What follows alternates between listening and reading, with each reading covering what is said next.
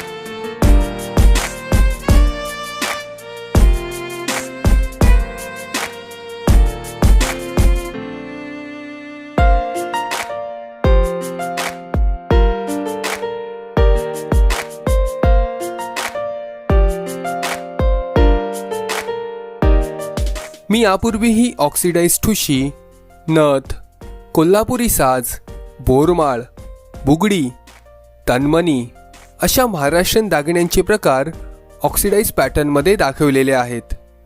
त्या व्हिडिओची link me I बटनवर दिली असून डिस्क्रिप्शनमध्येही देत आहे।